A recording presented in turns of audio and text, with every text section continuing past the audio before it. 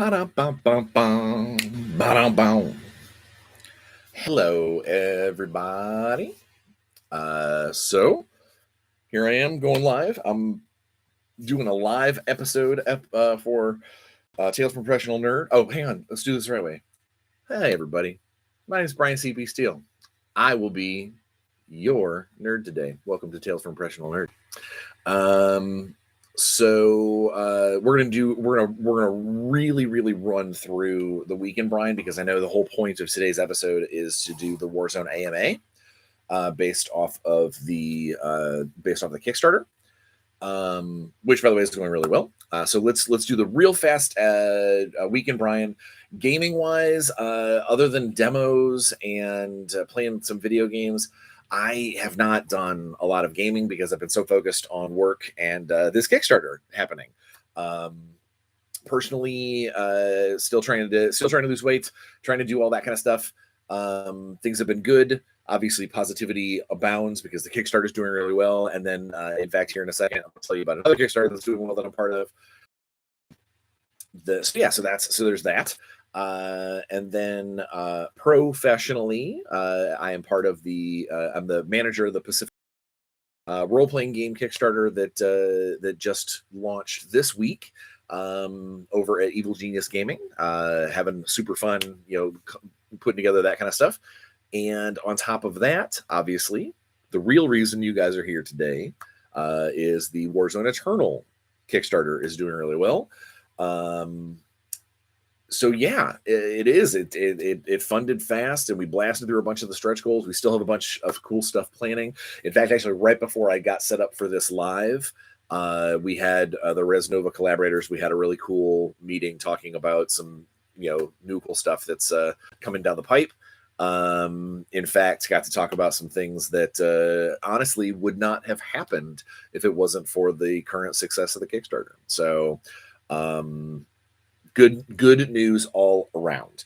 Aside from that, I hate to be like the weekend Bryan has been a boring weekend Bryan, but I'm in work mode. Mother's Day is this weekend, and apart from that, and my kid's 15th birthday that happened a couple days ago, it's been a lot of just work, and then driving to go play a game that was also work. So here I am.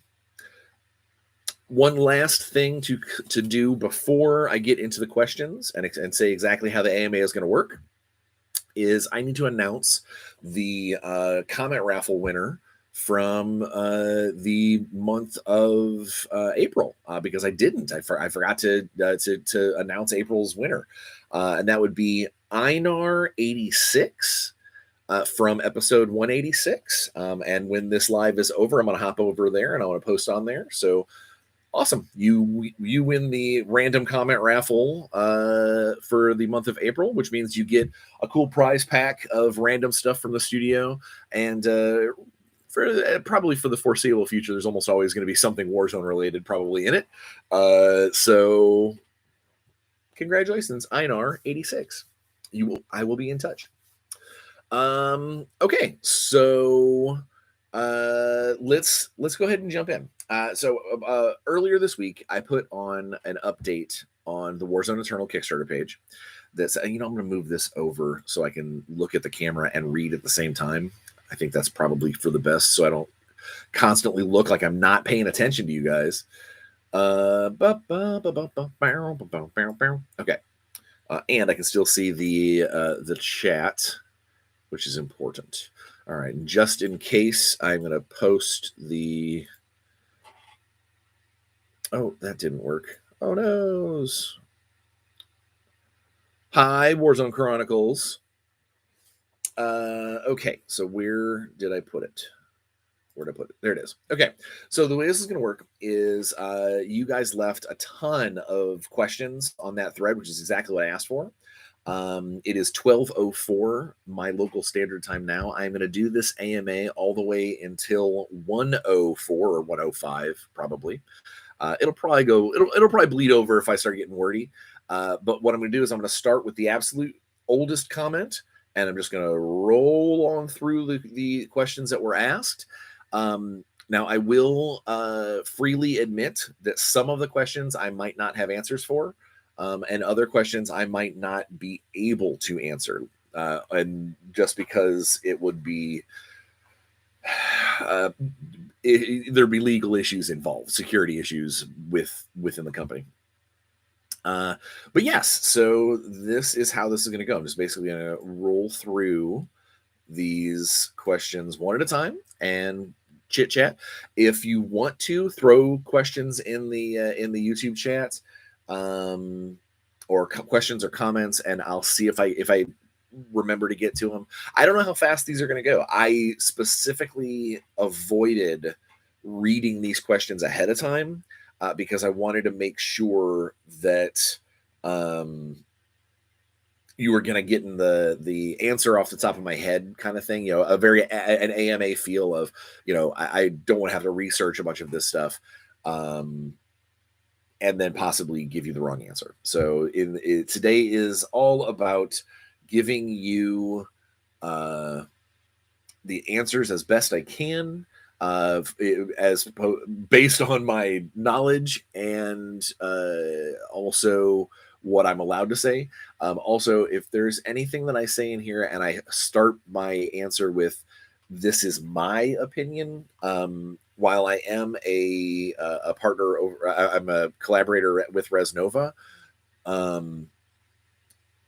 My opinion is my opinion, and it does not necessarily mean that is sacrosanct, that like what I say is going to be how it is. Alex has final say on everything. This is his company. And then technically, I guess the license holder has complete final say over things. But either way, just if I preface something with, "Hey, I'm giving you my opinion," realize that while I obviously, I'm designing this game and I'm doing a lot of the development and stuff for it, and that my word has a lot of weight to it, it does not mean that that's exactly what's going to happen, because there are other people involved that could, veto things, step in, change stuff, and who knows what time will tell. So without further ado, let's go ahead and get it started. The first question that we got was Stephen Morgan. Hi, Stephen. How are you handling the retail pledges and rollout? Why should I get in now? And are you going to support stores on launch and beyond? That's a great question. So the retail pledges right now, the way it works is they come in, they kind of save their place in line, so to speak. That allows them to, when we finish out everything and we know what everything is unlocked and everything that's available, those retailers will be able to get in at their retail pledge discount to get all that cool stuff and bring that into their store for them to be able to sell and create an awesome footprint for our game. And as far as what are we going to do to support stores on the launch and beyond?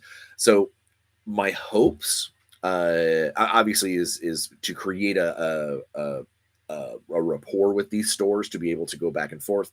I would love to be able to hear from some of their prominent players in order to kind of help them, maybe give them scenarios, to help them with demos. And if at all possible, as the game grows and the launch, the actual product gets out and suddenly, bam, we've got a player base, I would love to create some kind of like organized play system. We've already thrown around fun jokes about our demo staff. Our demo volunteers would be like Doom Troopers, or we call them like field agents or something, but something cartel based. And then it gives us an opportunity basically to maybe create products that are specifically for those demo volunteers to use in the stores, tournament kits, things like that, low cost entry points for a store to be able to bring in cool stuff. But I shouldn't say a lot of that, all of that, apart from just creating like digital scenarios for the event organizers to use, any of that extra stuff is what we would have, because there's cost and overhead involved. It would just come depending on the success of the line and the profitability of these things. Brian Scott says demo team was called freelancers under the Target Heartbreaker. Yeah. So, we obviously wouldn't want to just ride on their coattails. But I do like the idea of maybe having like two levels of demo guys. Like there's the field agents that just can run it, that run everything. And like, as soon as you run like your first event at a convention or something, you're a Doom Trooper. I don't know. Again, it's all figurative. It's all formative. I know it's what I want out of the future, but who knows where that goes. Thank you, Karak. All right, next question. Oh, and are you going to support stores on launch and beyond? Absolutely. The whole point of like the primary reason why we stopped the first Kickstarter and retooled it for this one is because we knew that it was not going to have a tenable retail footprint coming out of that first Kickstarter, despite the fact that the numbers said we could create models. So the whole point of this is to create a machine. I don't really say war machine. That seems like a bad thing to call on. But to create a process in which these stores can order from us, or maybe eventually from actual larger distributors. But the point being is that we want the stores involved. That's how games survive. We've all seen Kickstarters. We've all seen games that give you everything out of the gate or promised you everything out of the gate, and then a year later, you see two guys playing a game in a store. And you're like, hey, what's that? What's that? And they're like, oh, this is Cheese Mountain, the Attack of Cheese Mountain. And you're like, oh, okay, that looks fun. I've never played that before. And they're like, oh, well, yeah, because it kickstarted last year. And then you go to the game store owner and go, hey, can I get a copy of Attack on Cheese Mountain? And they say, there's no access to it. There's no, the company doesn't have it, or they don't have a retail, a distribution channel to do so. So what we want is to create cool relationships, good relationships with retail stores. So then as the game grows and as there is more people, that they can call us up and go, or go to our store website or something and say, hey, let's do this thing. So yes, to answer your question, Stephen, yes. All right.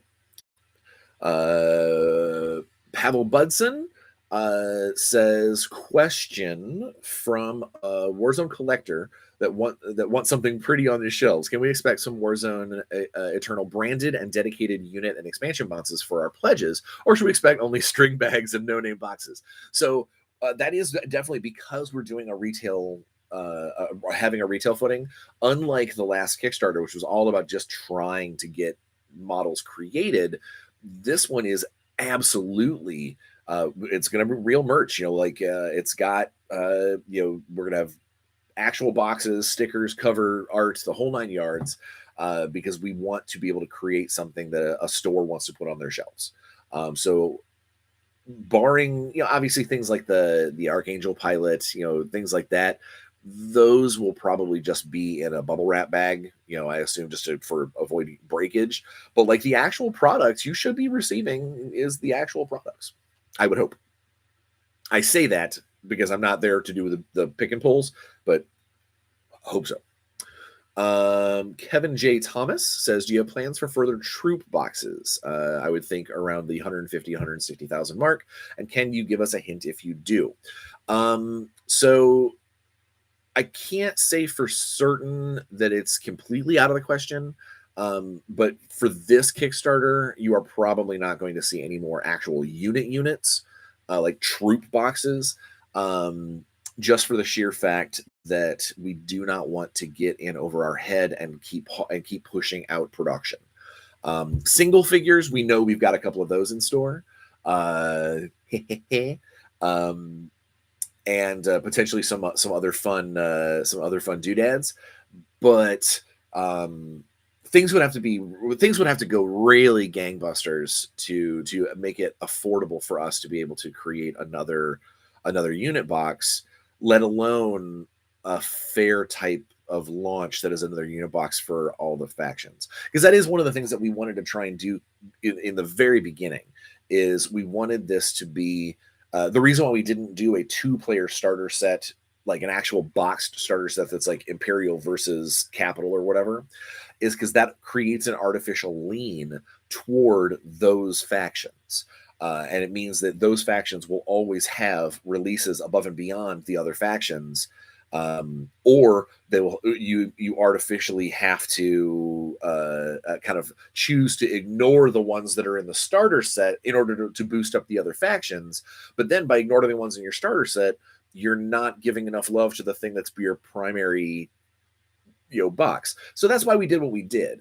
But it does mean that like for us to be able to do another big unit, like a faction wide unit box launch, is something like that would have to be a massive amount of that would be a huge stretch goal for us to hit, because there's a lot involved. There's a whole lot of moving parts, plus the paying sculptors and artists and all that stuff.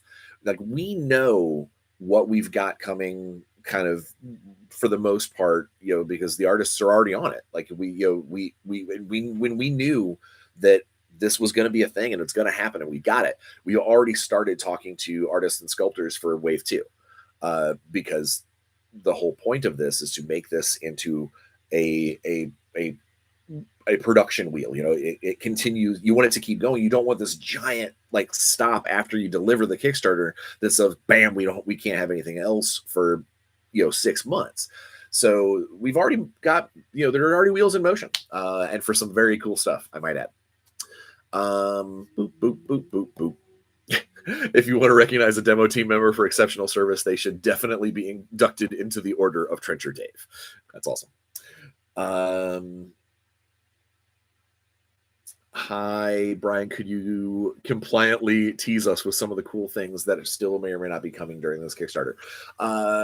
I would love to, but right before I went on live, we had a meeting and talked about what I can and can't say and what I can and cannot promise. So I probably shouldn't, just because I don't want to get into trouble with my boss. All right. Wolfree asks, hi, will you include any lore or art pieces about spaceships and space travel in the MC universe? This is something I'm very interested in. So the rule book, the actual like final printed rule book, will have a bunch of lore in it. There's also a bunch of stories that you have not seen yet. Some of the stories some of the stories that have been unlocked talk about some spaceships. So yeah, there's definitely some more. There's some more starship and space travel lore that's going to be out there when you get all the printed material. Absolutely. Emmanuel Tragakis, I'm sure. And by the way, I apologize ahead of time if I butcher anybody's names. Says, hey, thanks for doing this. You're welcome. So, Wolfbanes, are we going to see any Wolfbanes in the Imperial forces? Also, are vehicles in the pipeline? So, Wolfbanes, definitely, no question. I love them. I think they're awesome. I think they're a great add-on to the Imperial forces. They're a neat concept. These the world is going to shit, so let's lean into it. I love that. I absolutely love that. So yes, there will definitely be Imperial Wolfbanes sooner rather than later. Also, our vehicles in the pipeline. So by vehicles, until this game gets big enough that it requires an actual like battlefield escalation upgrade from like 3x3 into a larger bigger thing. The bigger vehicles you will not see, not for a while. We have some playtest rules for some of the big monsters, and definitely for some of like the 1 or 2 man vehicles that can work in a 3x3 skirmishy level game. But you're probably not going to see very many of them. You won't see it, just because it will also be kind of points dependent. You're not going to see more unless someone's really feeling froggy. You're probably not going to see more than 1 Hurricane Walker on the field, because not only is it a ton of points, but in a skirmish level game, you want activations, you want reactions, you want the ability to achieve your scenarios. And one model that, it's a war asset and it's a mighty beast. It's probably not going to be your scenario victor, unless of course like your scenario is just kill your opponent, which again, sometimes that has its place. Larabic says, will the campaign allow for more than 2 players or have scenarios for more than 2 players? So for the most part, most of the scenarios are written specifically Agents of Light versus the Servants of Darkness, but there's nothing that says that if you've got multiple players that you couldn't split up your forces, like have 2 Agents of Light players versus 2 Servants of Darkness players. It would just come down to how jam-packed of a board you're creating. At some point, we will probably create some multiplayer scenarios, like 3, 1 versus 1 versus 1, that kind of thing. But especially coming out of the main rule book, it's mostly going to be designed specifically for one side versus the other. Yeah. Oh, we have some comments. We have My Wolf Brothers Rise. Absolutely. I hope I plan it. I love Wolfbanes. Don't repress me. I'll take 2 for my Imperial forces. You can if you want to, and in fact, you may want to for weapon options and things. Oh, did I say that? Did I say weapon options? I didn't mean to say that out loud. Colin Scott. I would like to know more about how the arts is going to work and when we will see it in Warzone Eternal. So the arts, and also to a certain degree, dark symmetry and key powers.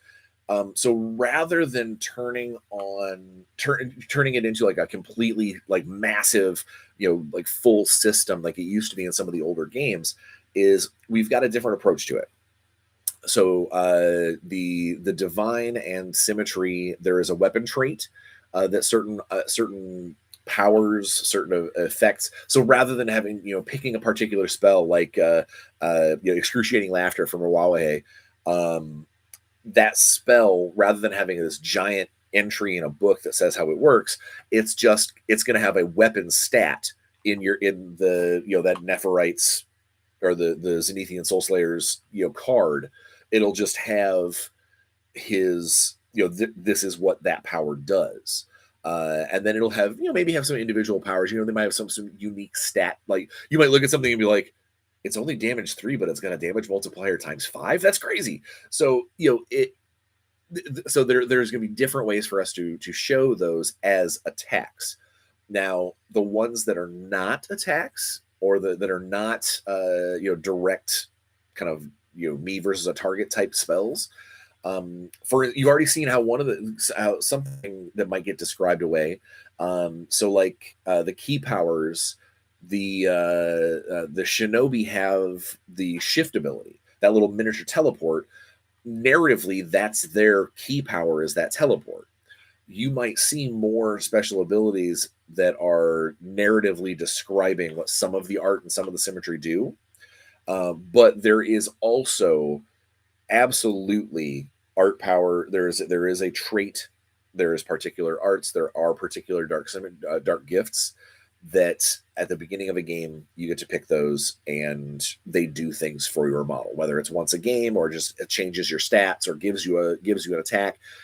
They are there. This is definitely a malleability part of that particular model. But I do not want someone to think that we're going to the route of here's the 30 pages of art miracles and dark gifts that you get to pick from. Cormac asks, sorry if this is already asked, Eternal no longer uses squad sizes. Also say Mawawahe again. Mawawahe.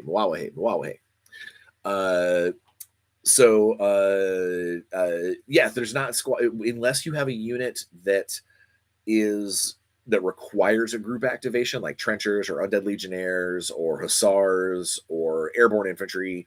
Unless you specifically need those to reach a certain squad size,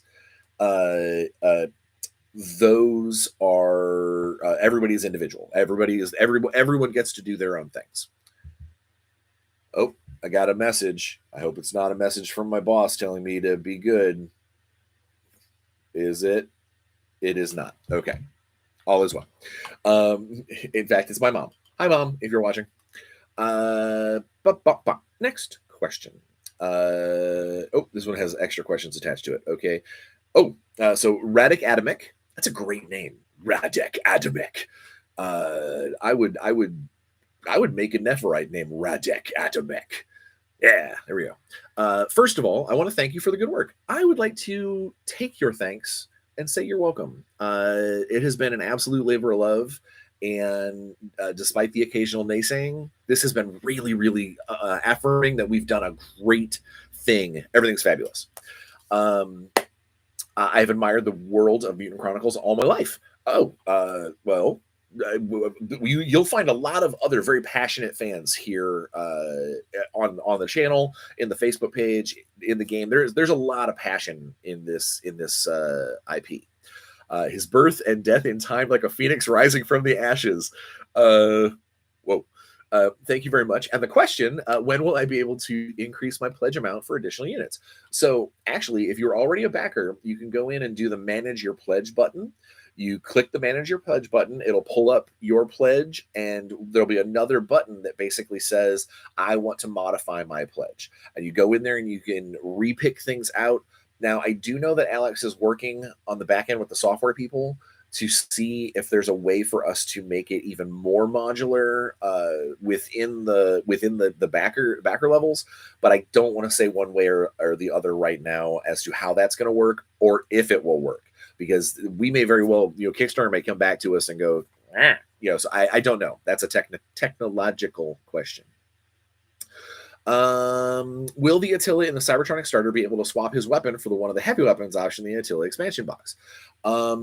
So in theory, because it's going to be the same sculpt, the arms would be available to flip out the arms. I would assume. I can't imagine we would pay for an additional starter box only sculpt version.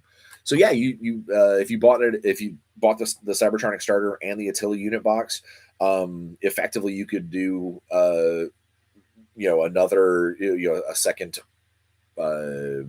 maybe do 2 support versions. Yeah, absolutely. Jacob Primo, I believe it's pronounced Primo. Should we expect continued improvements in the sculpts between now and production? Generally, they're great, but it's not consistent. Okay. Or are the sculpts we have definitely the sculpts we're getting?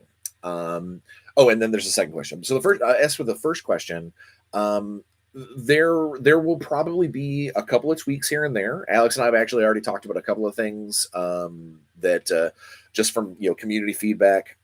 But I will say this, and I know there's a few people that are listening that are going to go, is we are going for our own aesthetic here. We are going for the realistically unrealistic style that is what Paul Bonner and those artists originally created for us. That is awesome, but we want to tone it down. There will be changes. I'm looking at a few of you, and you know who you are. There will be changes to models, slight or otherwise. This is our, Alex and mine, and it's our ability. We've worked our asses off to be able to leave our fingerprints on this amazing license, this amazing 30-year plus story. But it doesn't mean that we're just recreating the past. So when someone says, hey, this is different, or hey, I don't like it that this one thing is different, our point is to try and create a new game to foster new players as well, and to create things that we as a group community, we want to create this amazing thing. So sometimes in some ways you got to set the past aside. And that's all I'm going to say on that. Will we see examples of gameplay anytime soon? So there are a couple of videos of older versions of the rules that have been already online. The rule set themselves have not changed that much. There's been some tweaks here and there, a couple of things here and there. And I know that Alex and I want to record a nice, cohesive, big a battle report. But the problem with that is that we are all so busy and we don't live near each other. We're several hours drive away from each other. In some cases, several hours plane from one of our collaborators. And it costs thousands of dollars to create a good battle report that's got post effects and things like that at a studio. So we want to, and I would love to be able to say that, yeah, it's right around the corner, but at best, I tried to do one here at the house, like with an overhead rig and everything, and I watched the first 15 minutes of it, and my rig was faulty, the mic was bad. I'm not a videographer.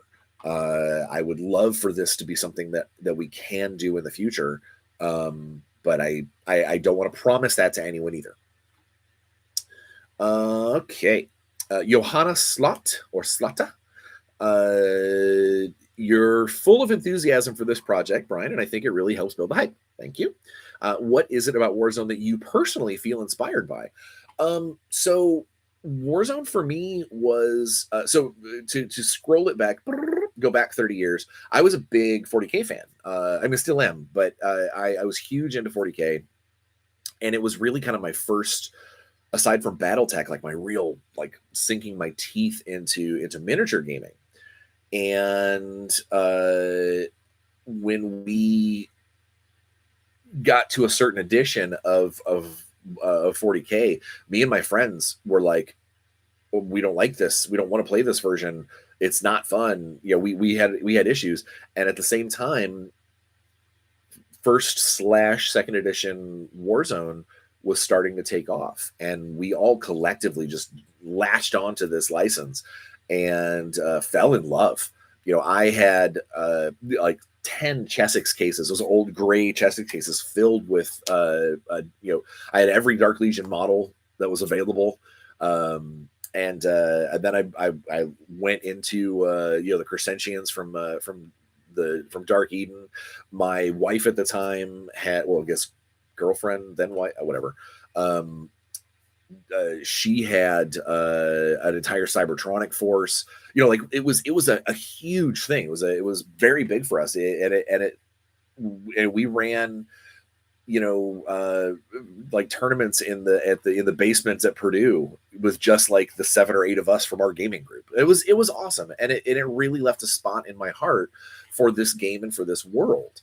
And then at the time, I never knew I was going to be in the industry. I never knew I was going to be a game designer or an author or any of this. I knew I just wanted to be the best gamer I could be and enjoy games. And then, fast forward a few years, and I was able to help, play test on a few things. And then, Void came and went, and it's always been a little voice in the back of my head. And then, fast forward to now, and I get an opportunity that a lot of people don't, is to help recreate and rebirth something that gave me tons of joy. I get to give, I hate to sound cliche, but I get to give back to the community that way, with a little bit of my own, with a little bit of my own stank on it, so to speak. Still unsure. Are the two Attila in the expansion box the same sculpt with different arms, or are they two separate sculpts? No, they actually are two separate sculpts. Their body, their leg positioning is different. They're also, I know that the sculptor created 2 heads. One's a little battle damaged, but I don't know if the actual final model will have separate heads or if there'll be 1 head on each body. I don't know on that. Space Wolf Player says, I miss you, Bryan Steele. The CMON days were awesome. It was. I loved my time at CMON, and honestly, if it wasn't for my time running and doing everything for Dark Age, I wouldn't be here in front of you guys talking about this. It was my work at Dark Age that brought Alex's attention to the fact that I wanted to be a part of it. Cormac says, when are the Kickstarters planned to ship? Also, when are they expected to hit retail? Roughly, I want to say our rough estimate is like May of 24. So about almost exactly a year from now. Obviously, if things go better, maybe earlier. I don't know, but that's the goal.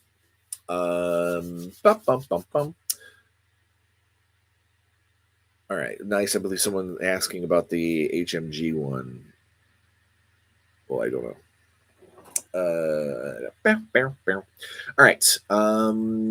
Talk to Mish. What's the plan for organized play? I talked about that earlier. I hope to eventually have like tournament kits that we can sell to stores that'll have cool stuff in it, or at least digital accesses for people who like sign up to be our field agents and or Doom Troopers. And how does one apply to playtest? Is get all the information for you and your group and email resnovagames@gmail.com. Specifically, that says you would like to be a playtester. And I can say right now, we have lots of stuff to playtest. Obviously, Wave 1 is Wave 1 and Wave 2 are pretty much done. But I've designed a lot more, much to Alex's chagrin, for us. So we have a lot of stuff to test in the future. Zach Korak Grogan says, how will utilizing the dark symmetry work in the game? Will it just be like action profiles on the unit card, or like the various magic, mutation, and upgrade cards from Dark Age, where you had a pool to choose from and give a unit to a set number? So I talked about that earlier, and it is there will be a small list of dark gifts that will augment a model and give them possibly something cool they can do. But the more offensive type powers are just going to be effectively weapons on the line. So someone who has the ability to do dark symmetry, if they have the ability to do a dark symmetry power that is offensive, it'll just be a weapon line. The one true Mike says, what larger units, 40, 50, 80 millimeter bases, do you want to see to get into the game? And where do you draw the line on what would be too big of a unit for skirmish scale? So first half of that question, I say all of them. I think even the goofiest looking things, part of the challenge of being a game designer is going in and potentially changing and altering and tweaking and find a way to make that old goofy thing to make that work, to find a way to make that into something that's now and makes more sense for today's gaming community. That's part of the benefit of being on in part of this whole design process. Is it gives us an opportunity to frankly to make things more now, to make things better for the average gamer, and to update some of those looks. So yes, if I have the opportunity, I'd make it all. If someone handed me a blank $10 million check, I'd pay off a lot of bills. But if someone handed me that check for Warzone, I would absolutely have no problem just making everything and finding ways to fit it into the Warzone Eternal franchise. As for what I thought would be too big of a unit, I think anything bigger than a 2-man vehicle does not belong in a skirmish scale. Now, that being said, I would love to see an escalation of the Warzone Eternal rules at some point to go to a larger map, like a 6x4 or a 4x4, probably 6x4, a more like traditional war style game that does have vehicles and things like the Icarus plane for the Archangel pilot to actually fall out of. But that is all stuff that is so far down the road. I mean, we don't even have all the apostles out yet. We don't even have the Dark Eden tribes out yet. So there's so much more stuff that can still be done at that smaller skirmish level scale that before we get our eyes too big and start setting our sights on giant vehicles, is we need to make sure that Eternal is eternal. Yeah. Okay. Okay, blown away by Grinder says, I'm blown away by how much better this campaign is. Thank you. I was one that was a little critical about the last Kickstarter. I did not like the miniatures at all, but this time you've exceeded my expectations. Credit where credit is due. Again, thank you. We have a lot of regulars now, and Dark Legion have 2 bigger options. When will the different corporations also get some bigger dudes? It feels like this is the next step to bring back Warzone to its former glory. I don't know. I would love to be able to just look at you and go, sometime around, summer of 2024. I know that I've got several of the bigger models statted out for playtesting for the different factions, but we want to make sure that everything goes as planned, and that no faction ends up getting like, some release that suddenly goes, oh my god, there's no way for the other factions to deal with this, and then so until we fix the meta, that one faction just simply rules over all the rest. Oh, here we go. Korak says, speaking of tournament kits, is there a chance of something like the Blood Gelt from Dark Age that we could look forward to? Also, thanks for answering your other question. You're welcome. So for the people who don't know, people who are not coming over from Dark Age, the Blood Gelt was basically stamped money. Like, I actually had a coinsmith create money that was used as tournament. I won a tournament. So you would collect Blood Gelt, and it was cool. There was a lot of there were basically players that would, I don't want to say hoard them, but they would have a collection, and they would show people, check out how many times I've won my events or whatever. I know I would love to do something like that for Warzone, like maybe have like cartel medals or something. But all of that would be definitely something that we'd have to deal with in the future, and the financial feasibility. Because one of the things that I did have, the reason why Dark Age could do that is because it had Cool Mini or Not, financing it. Whereas Nova is a much different situation. Did single characters get mentioned for the factions? Not yet. I'm sure there will be a question come up about it, but I want to keep pushing forward because I don't want to run out of time, and I'm still, one out of time. I'm still going to go. Hank the Tank says, what's your favorite war game? Warzone Eternal. No, so I would say my favorite mass scale war game is probably 40K. Yeah, it's got problems. Yeah, my army is terrible right now. But I've always had fun with it. I've always been able to throw back with my friends and have a good day and enjoy myself. Yeah, so I'd probably say my favorite mass, like large scale war game is probably still going to be 40K. I love me some BattleTech. I like Conquest a lot too, but I think that probably the old standby of 40K, honestly. My favorite skirmish miniature game. Now, I'm supposed to say Warzone Eternal here because this is a video about Warzone Eternal, but I won't. I'll actually say probably my favorite skirmish miniature game system of all time is the 2nd edition Batman miniatures game from Night Models.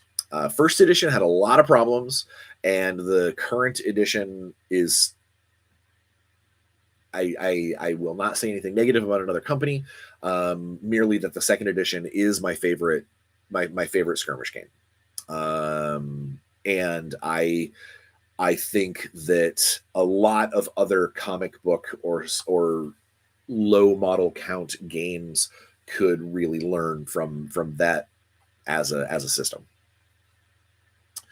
Whoa, okay, hell yeah, it has a bunch of questions.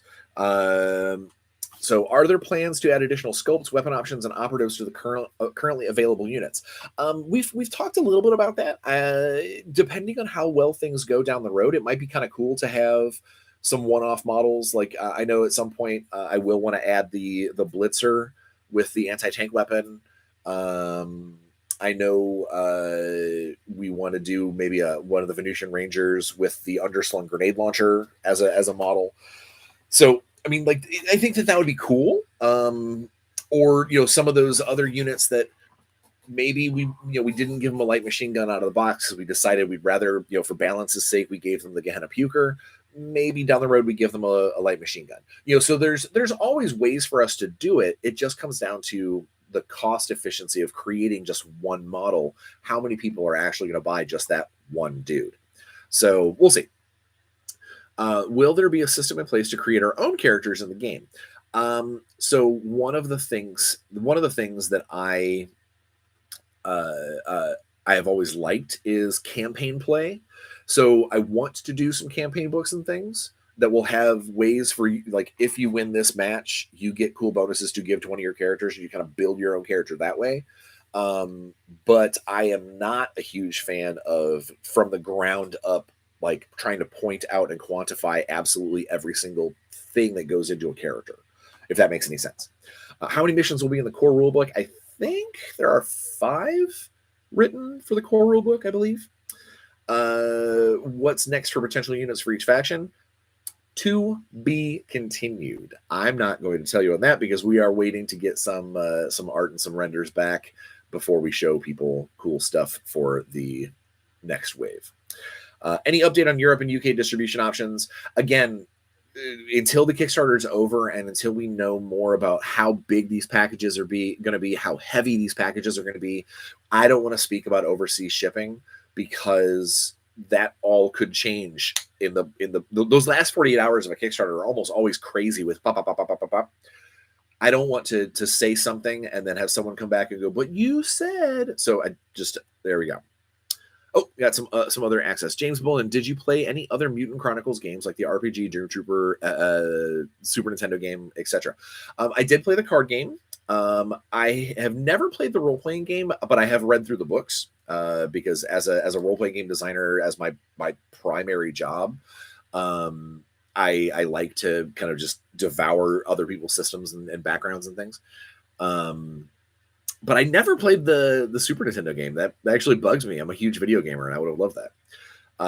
Cormac says, Bauhaus Kickstarter has blitzers over Hussars, for example. How does Resnova figure out what figures and faction troops get released first? I don't want to say that it is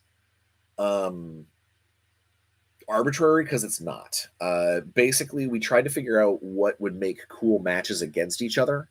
Like across all the factions, good things for people to fight that won't create a situation where someone's like, oh, you're playing this faction, you're going to always have 10 of these.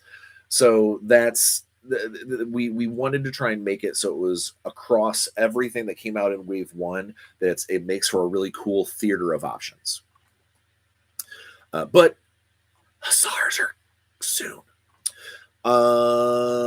Please don't do the thing where a model is a convention exclusive. If you don't know me yet, I do not like exclusives. I don't like things that people that keep people or make people feel like they can't play the game. Now, there might be an exclusive sculpt or something, but never something that isn't fieldable from someone else, like or that isn't eventually acquirable through like just regular retail or something like that. I'm not a big fan of someone going, look, I've got this and you don't. How do you feel how the Kickstarter is going? Great. I'm super happy. The next week or so will probably slow down a little bit. That's what Kickstarters do. They spike and they plateau and they spike again right there at the end. So that's what I think that's what I'm expecting. Let's get back to the questions because I just saw what time it was. Woof. All right. Will there be how to play videos again? We want to record some. That'd be great. Can we hear about the new unit information, like which units they are? Not yet. Again, because we don't want to accidentally say something that ends up not happening. Any plans to do multiplayer games? Covered that earlier. An AI single player option? Highly unlikely. I do not. Part of the reason why I got into wargaming is for the camaraderie and the building of relationships and building of community. So it has never been my forte or my focus to want to create a game that someone then can shut out the world and not experience it with others. What about alternate scopes, weapon options for current models? That is yet to be seen. Are there going to be civilian vehicle rules model options in the future? Well, right now there's already one effective kind of civilian. That's the downed Archangel pilot. Yeah, he's a Brotherhood model, but he's more or less a scenario piece. There may be more that come down the road. We'll see. James Real says, question, with all the miniature games, are you going to do multiple Kickstarters like Relic Blade? This seems to extend the life of the game. Doing multiple small Kickstarters is the best, in my opinion. So our actual goal is to not have to. We would love for just the retail sales and the direct sales to be good enough once this gets off the ground that we never have to come back to Kickstarter. That being said, we are not saying that we wouldn't do it if we didn't have a really good reason. Like, let's say that, Alex and I get together and we go, okay, let's do something awesome, like a wave of, I don't know, a wave of vehicles or something like that. That's a large initial investment footprint that we would need that for. Then maybe, but our goal is to not need it and to hopefully just have the game be sufficient enough. Christopher Rindenecht says, let's talk powers like Dark Gifts. Already did. All right. Charles, would you, the Reznova team, consider doing a live stream of the final hours of the campaign? Could be fun. You drink beers disguised as champagne in front of a webcam like Potter and post-COVID folks. You know what? It's far enough out that Alex and I might be able to make that happen. And Rick is close to Alex as well. And depending on the circumstance, we might even be able to get Jake in, get the four of us to watch those final hours. That might be fun if we can make that happen. I would love that. Who knows? Chris Weinstein says, how many token sets do you think you need for 30, 50, and 75 point games? And does he need to buy a beret in order to play Imperial? You do not need to buy a beret to play Imperial because you could be Wolfbaits. How many token sets? You know what? I don't know. So because every game I play, I find myself either sometimes not using as many tokens as I did before. I would basically say, because as you get to those higher point values, that's 30, 50, and 75 point games, that you're going to probably start fielding some of the larger models. You're going to probably start fielding some of the more specialist guys that cost more deployment points. So you might actually be reducing, like you look at it and go, okay, if 30 requires me to have roughly this many tokens, 60 will be double that. Except maybe that might not be the case, because you might throw in a couple of big guys. You might throw in, my Hurricane Walker, which takes up a ton of points. So I don't know. I think it would kind of depend on the person, but I would, if you're gonna go larger and you want to have fancy tokens, or if you're printing out the tokens off of the PDF that we unlocked, I would say at least 2 sets for any of the larger games. The Capo Priest. There we go. If you're planning to do vehicles in the future, do you plan to have them on a base, or will be like 40K where the vehicle does not have a base? I don't know. I know that the big guys like the Bio Giant and the Hurricane Walker and those guys, they're on bases to give them a definitive footprint for charging and things. But as for like bigger vehicles, I have no idea. We haven't really gotten into that thought process. Can we get a listing of what base sizes each model comes on? I can tell you what we have right now. So all of the basic infantry, they're all on 30 millimeter bases. The Attila and the Praetorian Stalkers are on 40 millimeter bases. The Razid and potentially other models could be on 50s, and then eventually we'll get big things on like 80s, like the Hurricane Walker and that kind of stuff. Dean Starsevek says, I've seen a lot of comments regarding the models being monopose and then referring to duplication of a pose model if they bought a starter and expansion boxes. Assuming the miniatures need to be assembled, couldn't you just swap legs, arms, guns, heads, and turn them slightly in a different direction, which would negate the concern over duplicate poses? So on a technological level, yes, that's exactly what you would do. On a miniature production level, because every single time you create a different model, it changes the molds that these models are created in, and it takes up space, and it means more molds, and it means more production cost. So that's why some of these models are duplicated between the starter and the thing, is because there's a pretty massive cost difference between having 3 trooper sculpts and 5 trooper sculpts. If that makes any sense. Christopher Rendex says, we have rules or scenarios where we can play 2-on-2. Already talked about that. Larabek, does each corporation have a thing like Cybertronics reaction shenanigans? Can you go over them to help people pick which faction fits their style? I know I joked about Imperial seizing the initiative, which is their old rule, and sadly, they don't have that now. So, kind of. So Cybertronic has their networked ability. That's kind of their thing. Brotherhood has their faith, and the art. The Dark Legion currently, Algaroth has the ability to be badass. No, so Dark Legion has the symmetry, has dark symmetry, and they've got several models that carry between the sub factions through the Engineered for War trait, where Algaroth is giving gifts to his little buddies. Aside from that, the special abilities, we'll say, are things that might be cooked into the main rulebook. You might see some of them may actually cost points. But as of right now, the faction play the factions play differently because those special abilities are cooked into their cost of the model. Not so much of a faction thing as, well, we know that Cybertronic models have networked, so when we're designing these models, their stats and their equipment and everything reflects that already there. Rather than it being a faction ability, it is a unit ability that all of the faction tend to have. Brendan says, since competition is quite heavy in the market, are there any plans for a press gang? Already talked about that. Have the rules changed since the last Kickstarter? Yes and no. The primary rule set stayed the same. We just did a little bit of tweaking here. Army composition is still changing. Like, it is still, figuring out the main cost of everything is we know how that is, but the tweaking the little things and how to make things, to try and make more fair, balanced armies, that is still under review. But yeah, what can we expect of the trooper models, such as the trencher? Well, trenchers. You've seen them.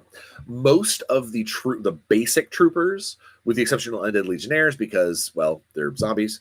A lot of your grunt trooper models, the guys that you buy in groups, will have the recruit special ability, which is actually a drawback that should they get a pinned token, unlike everybody else who just goes, I just spend an action and rally.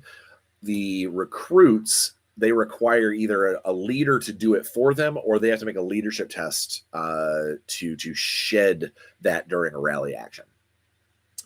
Last May, Rez showed an Alien concept art. Are there any rules concepts for either the Cybertronic Shock Troops or the Templars of Alien? Will these be playable on launch? And then what's the plan following release? We already talked about the release. So the rules concepts for like Shock Troops and Templars, first off, I can't really share them because they are still currently in like pre-playtest. But I will say this: Alien is one of my favorite apostles that needed a lot of love. I loved the concept. I loved the idea of what these can be. And Alex and I both have gone back to the drawing boards again and again and again for what Alien is really going to look like on the battlefield. And the end result so far, we are really, really happy with. Samuel Boyd says, 1, what are the plans to introduce basic units to Capital, Mishima, Brotherhood, and Bauhaus? And 2, one of my favorite lore units are the Freedom Brigades for Capital. So I can't speak of the Freedom Brigades. We don't have plans for that just yet. And that doesn't mean that they won't happen. It just means that that's not something that we've got, right now. As for other basic units for Capital, Mishima, Brotherhood, and Bauhaus, we have plans to introduce most factions at least one recruit type unit for you to be able to fill out some of those extra small point models. But I will say this: Brotherhood has always been in our eyes and in like our representation of the canon, a more of a specialist force, where they don't just have piles upon piles of schmucks.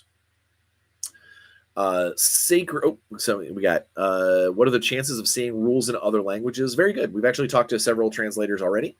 Our hope is to have at least electronic versions in multiple languages. You said 70, 80 points is a large game. How many figures would that generally be? I can't answer that question because it depends on what kind of figures you're going to take. On average, right now, a normal trooper is between 4 and 5 deployment points, to let you know.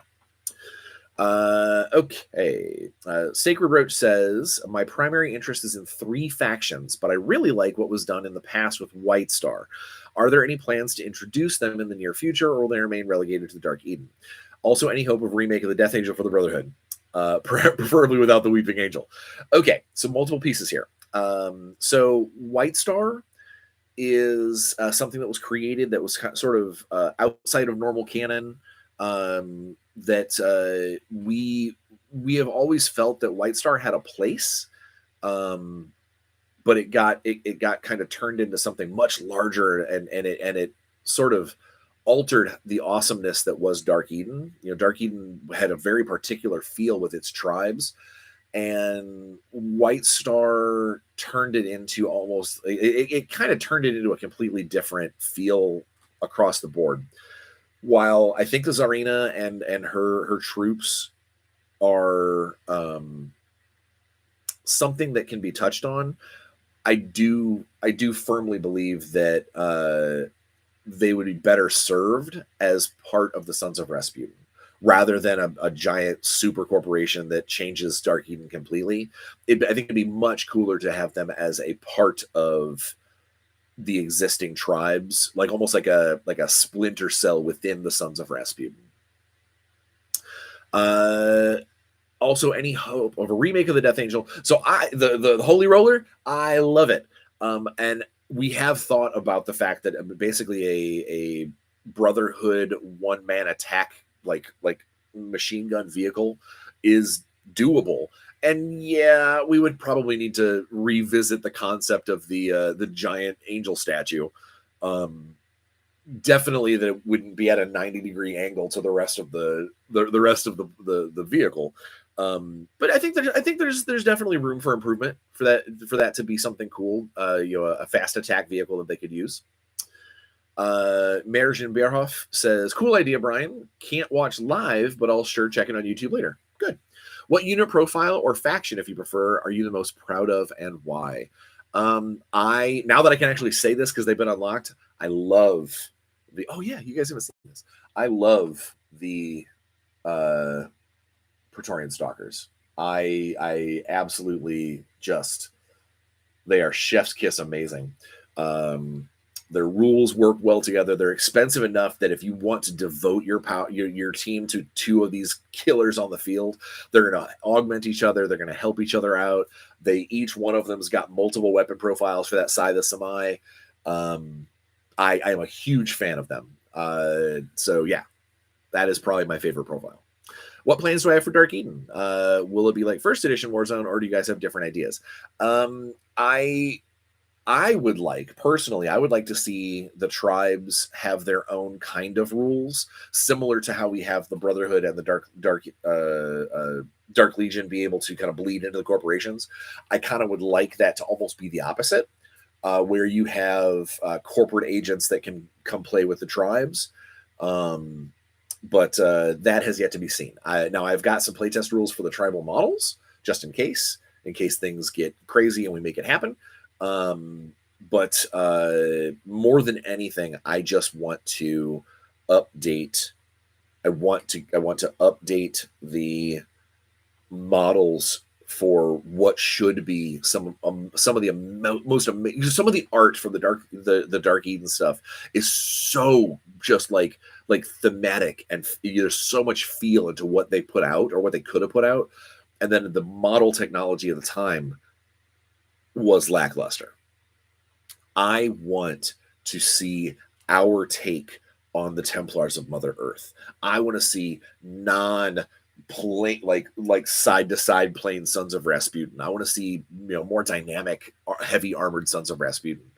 Yeah. So there you go. Any ideas for the cartel other than Doom Troopers? Yes. In fact, there will be several ideas for the cartel. Alfie says, great idea, Bryan. I have a couple questions. One, any particular plans for the rest of the apostles? As in, are you thinking of following any particular order? No. There is not an order that I've got in my head or anything like that as to like when they would come out. I know what I would like to see done is basically each apostle get kind of like a not quite starter faction box, like maybe not 30 points, but like 20, to give everybody kind of because since at that point when these guys start to come out, Algaroth will have already had enough models that they'll those Dark Legion players will have some cool engineered for war guys that they can put into other apostles, that just going out and getting the Ilian box is enough. With this plus some Necromutants plus a Razid, bam, I've got a 45 point model or 45 point force or something like that. That's kind of what I would hope to see. But again, that is completely dependent on how well everything goes going forward. Bit of an elephant in the room, vehicles. I already talked about it. Okay, what we got here? Grinder says the art from Protoss and even the new art from Resnova is not exactly Paul Bonner caliber. Sorry that you feel that way, but not very many people are. Paul Bonner's amazing. I haven't even seen any new art for Warzone from the artist with an eye for perspective. Well, I mean that's the artist that we've got that has done a lot of stuff. Is he's doing almost like a BPRD Hellboy style. I mean, it's its own style. Okay, there's no question there. Is this something that Resnova will do, as in pay top dollar for great artists? We have lots of artists that we're contacting. In fact, if one of the stretch goals happen very shortly, we'll need to contact artists for some more color art. Wendigo says, 2 questions. Will the new units from the Protoss edition, Brotherhood Visionaries, make a return eventually? I don't know. We have access to everything that we can create. Not everything that Protoss did fits into the Second Corporate War kind of older aesthetic style. But it doesn't mean that we couldn't find a way to make our own version of their version at some point. Will there eventually be Tribe's Birth? Talked about it. All right. Lino Privatera says, we know the models will be shipped out May 2024, hopefully. What will Resnova do in the meantime? Will a new Kickstarter be launched before?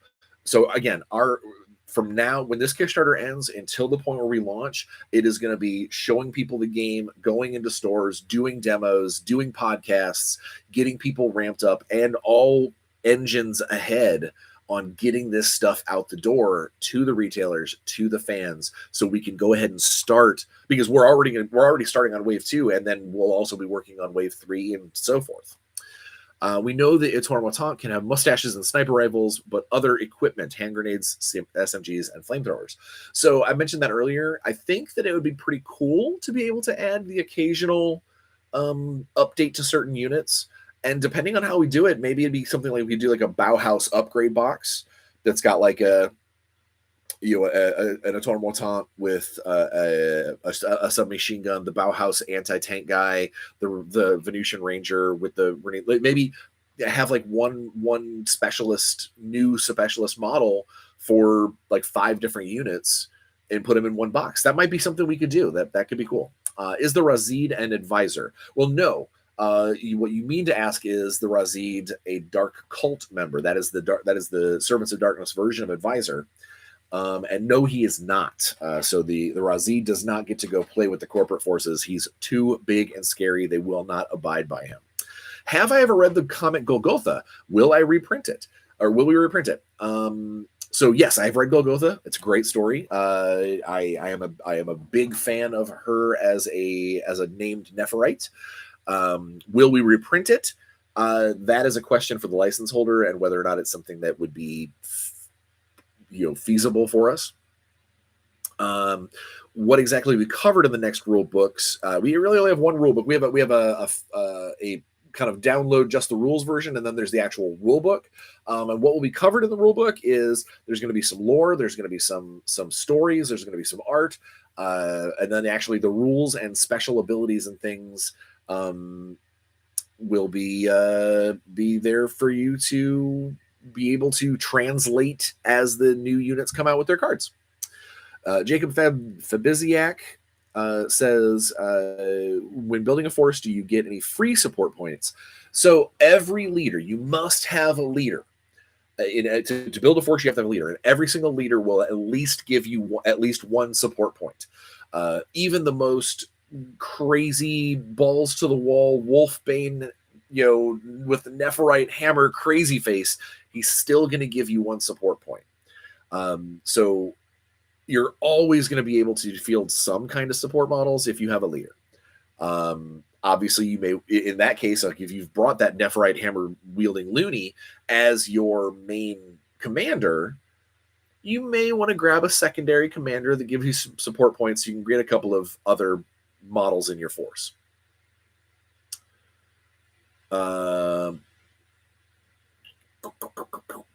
Mark Dieter says, 2 questions. What is the high-level difference between the factions playstyle-wise? Kind of already talked about that. Does it hurt to be that awesome? Mark, thank you. It hurts being this old is really what it comes down to. All right, and now we have a giant thing from Jack Flask. It says, sorry, lots of questions. So I'm going to go through these as fast as I can because I'm going over my hour, but come on. Have to. In the thread in the live we've got will there be plans to make the unit cards be made available online on release? Also not a question, just a brag. I play tested the originals arcade and super exciting to hear love for the future. So yeah, the way that we want to do unit cards is that when we finalize the unit cards through playtesting and everything, we've got them good to go. Then our plan is, as soon as we announce that a model is going to be available for pre-order, or basically show that model, hey, this is this box that's coming out, tell your stores to go get it, we're going to go ahead and let people have the digital downloads for those cards so they can go ahead and test them out, see if they want to buy these models for their from their stores.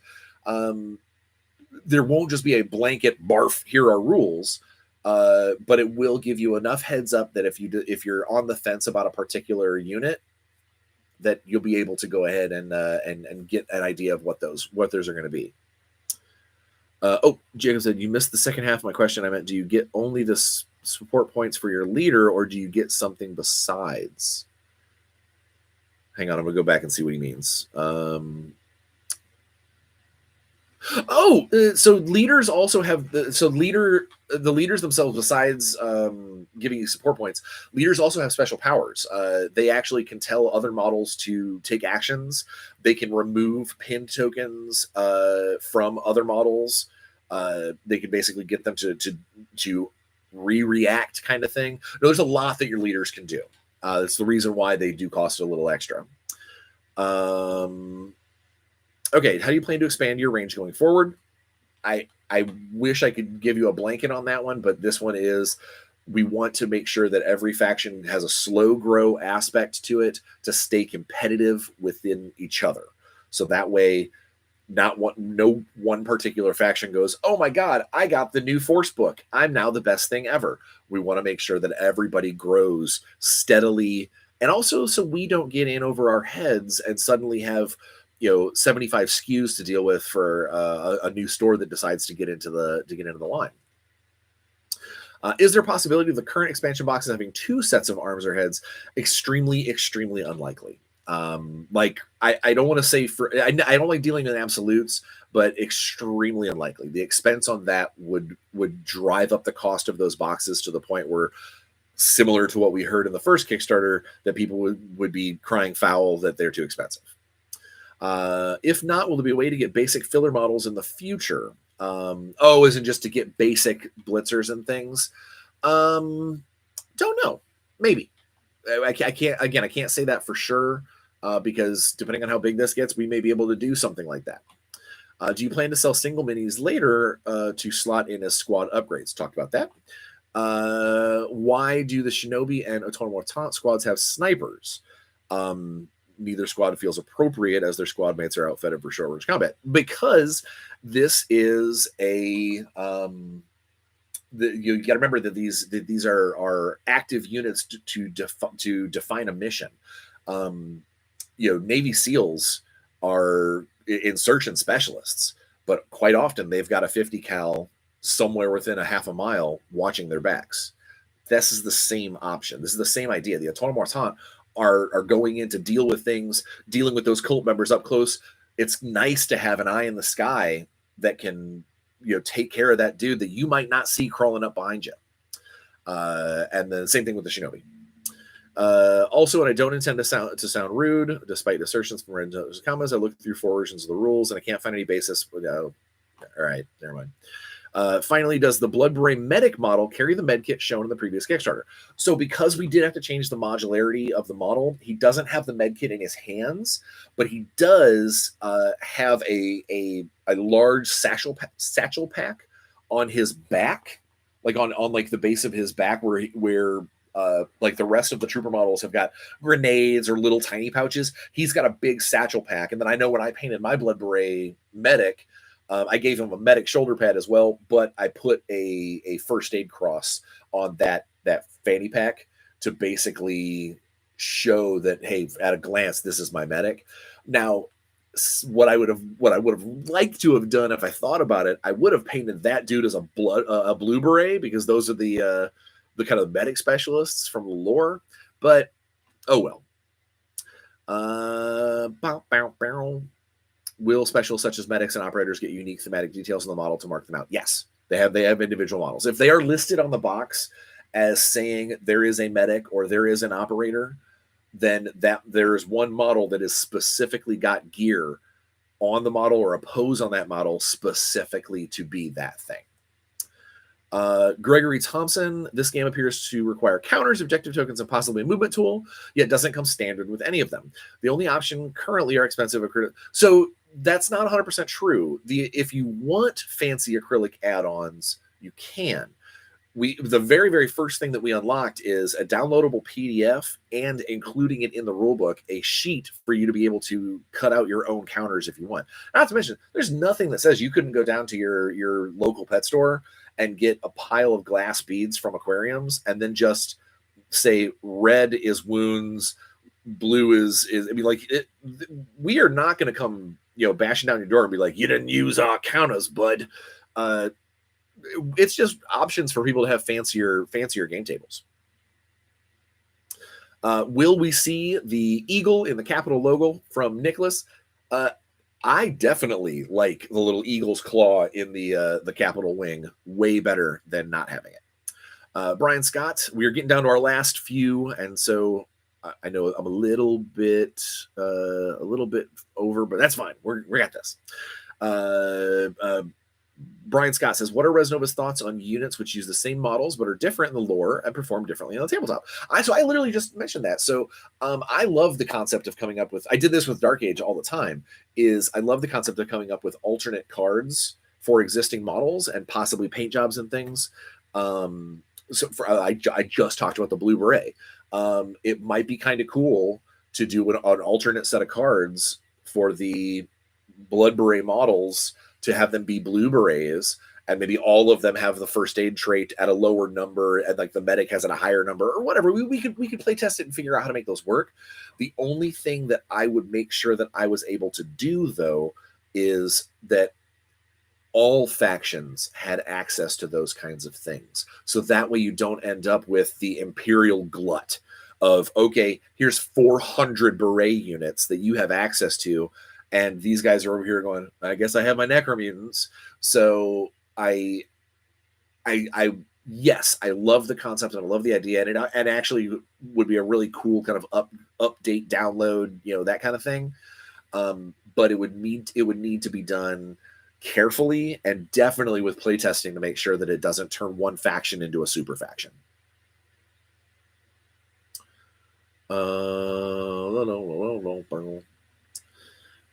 Brian Scott says, would Resnova be open to providing digital assets to the community for use in deploying fan web pages?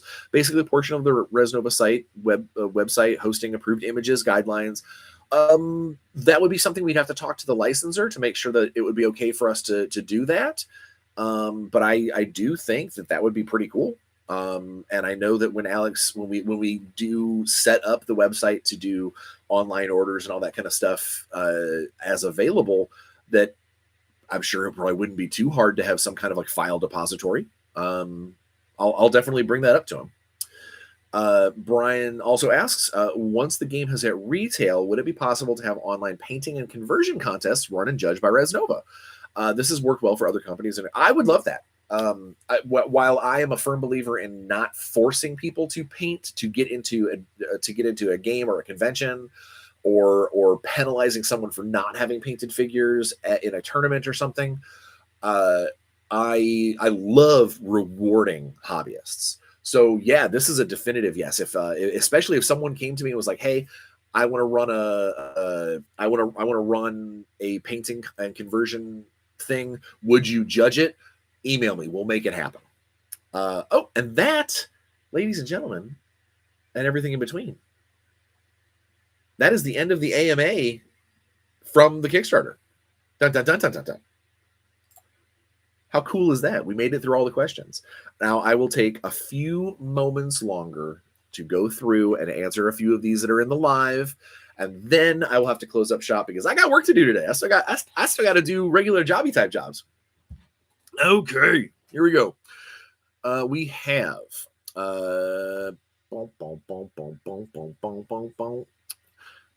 how many support points does a Centurion bring, or a Nephirite? Well, as of right now, there hasn't been a Nephirite hitting the table.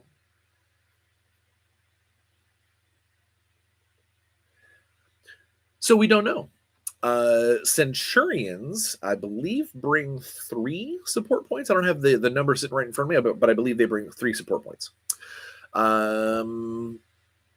Blue Lions for medics. Oh, okay. So I got them confused. I mean, come on. It's pretty close. Cardboard counters instead of print your own. Again, anything that adds cost to what we have to ship out is something that we have to take into consideration. Now, there is something to be said for if it doesn't cost us an arm and a leg, maybe it'll be something that we can do. But one of the things that I did see some of the people online that were doing is they would take the PDF printout and then just like glue stick it to a piece of cardboard or poster board, and then and just punch them out. Oh, hang on, I went too far. Where did it go? Okay, Capital was tough as nails after their book dropped in second edition. Exactly. Hoping that Warzone has an approach more like first edition books with a little bit of something. So we are hoping that rather than having books with a little bit of something is because it is a new digital age, to more like have releases that are based off of kind of PDF launch, PDF files, things like that. Doesn't mean that we wouldn't be able to compile them into a cool book at some point. But generally speaking, the rules are going to come with the units, with like the units that you buy. You're going to get the unit cards, and they're going to have the rules. And then anytime that we have something cool, you can expect that I'm probably going to talk about it, and the Facebook pages are going to talk about it, and there's going to be an article that talks about here's the fluff behind these units. So hopefully we'll be able to keep up on that kind of thing. Cormac says, "Thank you, you did great. I appreciate that. Thank you." Will we see Resnova create or partner up with another company to make Warzone terrain in the future? So I know I would love to. In fact, I'm very particular towards companies like Warsenal and Tinker Turf, Death Ray Designs, Muson Minis. A lot of these companies, they make really, really good terrain, and it really just kind of comes down to the legality involved, whether or not our licensors would allow it. Or whether or not we just basically kind of lean in real hard on a style of terrain from somebody and then basically turn them into kind of the unofficial, hey, here's the unofficial Martian terrain from insert random company. But I would love to. Any chance Resnova will be represented at the Gamma Expo next year? That'd be a great way to get the game in front of retailers right before the launch. So next year's Gamma Expo is actually only about 2 hours drive away from me. So chances are very good that I will be there. If not for Resnova, for my full-time game design and production role with Evil Genius Gaming. So I will definitely be at Gamma one way or the other. And my hopes is that I can, give everybody a little bit of the love. So Petra says that way each book has a chance to rebalance and evening out has something to look, and everybody has something to look forward to. I want to try and make sure that everybody's growth is roughly slow and at the same time. It would be nice to be able to have every faction get like one thing at a time, but because we're not releasing piles of rules before we're ready to create models for them, it's a little harder to do. Can we get a pronunciation guide? It was mentioned in the last Kickstarter, and it would still be greatly useful. I have no problem doing a phonetic pronunciation guide. The issue is that there are a few words that have been written in multiple languages and in different ways. So we would probably end up creating a few. There would probably be some online arguments, as there always are, dealing with a 30-year-old license. That someone would be like, that's not how you say it. That's not what it says in this book from 1976. Real job, stay with us. We're more fun. Tell us how the demo went. It went well. In fact, actually, the Brotherhood player lost because his dice were horrible. But they had a good time. Also, again, like I said, his dice were horrible. His mortificators both charged in, full ninja mode and just got tore down on reactions. Like literally, I ran up. He ran up, tried to stab somebody. Ting, ting, ting. Nothing happens, and the dude just goes crush your face. It was bad. Facebook convo about this left me confused. Is it just the Centurion that's getting resized, or the Necromutants also be bigger? Everything looks amazing, by the way. Thank you. So the Necromutants shouldn't be getting a size increase. Their pose has them about the same size as a human, which means if they stood up tall, they would be much taller. But like their pose has them hunched over, so that's why they don't look quite as tall and big as you think they could be. The Centurion is the only one that actually got upsized to the point where he actually is not only standing up tall, but even if he was hunched over, he'd still be taller than a dude. Bryan says deal. See you in Louisville. Zach says you're a few words. Still unsure says when will we see the upscaled 1/6 models as options for terrain? I need a toppled over hero of the corporation's past to fight over. Also, hi Zach. So we would really have to deal with we're not against it by any stretch. We love the concept of doing some cool art models, some larger scale models, but because they aren't directly affiliated with the game, like the actual gameplay itself, we have to find out whether or not licensing covers it. Are we skirting the license? Are we making a loophole that could end up haunting us in the past? We really want to make sure that we have everything under wraps and lined up, and all of our T's crossed and our I's dotted, so to speak, before we try and introduce anything that's not just stuff for the game. Are you going to be pushing Warzone at Gen Con? So Gen Con had already come and gone, like to be able to get a booth and everything by the time Warzone was like, we knew this was going to be a thing. I will bring my models with me, but I also know that I'm going to be very busy with, and I know Alex is going to be there. I might give Alex my models. Maybe he'll run some demos, kind of in the free gaming area kind of thing. But I do know that my staff gig, my other gig, is going to keep me pretty busy at Gen Con too. So we'll see. The other thing is, and I know that not everybody has that kind of money, but if you go ahead and like get as to part of the Kickstarting backer, the backer pledge of getting to hang out with us, one of those Gen Con nights is going to be us, having our little cocktail party, showing people how to play, giving them their starter set up front, and so and I know there's been a few people. There's a few people out there that are like, my all in, I'm up to like $650 or whatever. I don't know if I can go any farther. Just keep in mind, if you are going to make it to Gen Con and you want to come hang out with us and do the cocktail party thing and get your faction starter, early, might be worth it. Be cool to hang out, and you're definitely going to get to see some hear some things that the regular populace will not, and you're definitely going to get to see some things the regular populace has not seen. So enough about that. All right. So Arabic says, tell us something you shouldn't.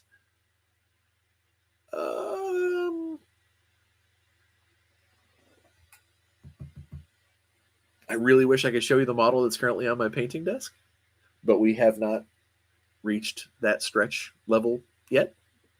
How about that?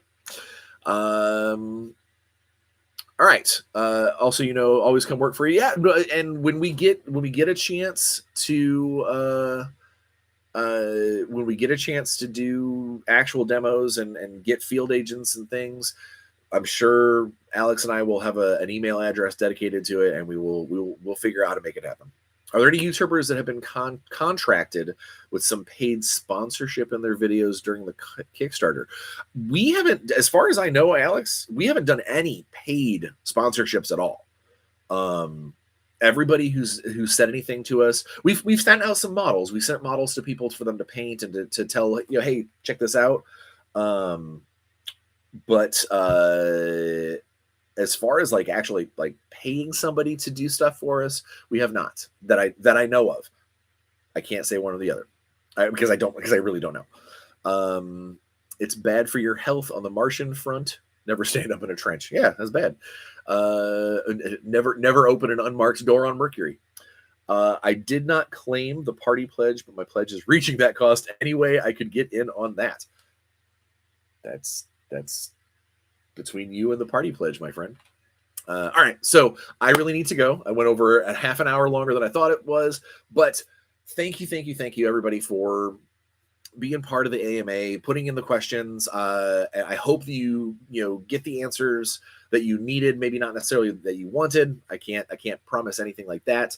But I do, like I said, I posted on the Kickstarter this morning about community and about, kind of this game being about building fun. I want to reiterate that is part of why we do the things that we do is because we want to make, so it isn't just about making money, and it isn't just about thumbing our nose at past editions, or it isn't about, trying to bring back the nostalgia from 30 years ago. It is us wanting to instill that kind of love for what we have loved for so long in other people. And for that to happen, or for that to grow, that does mean that there's going to be some growing pains. It does mean there's going to be some disagreements, and it does mean there's going to be some changes. So I just want everybody to be aware that while we have in our minds and our hearts the same goal, remember that getting to that goal might be slightly different for each person. So without further ado, as I sign off on all my Tales from a Professional Nerd episodes, live or otherwise, be safe, get vaccinated, wear a mask if you have to, and leave every single room just a little bit happier than when you got there. The world would be a better place for it. And until next time, play some games. We'll see you around.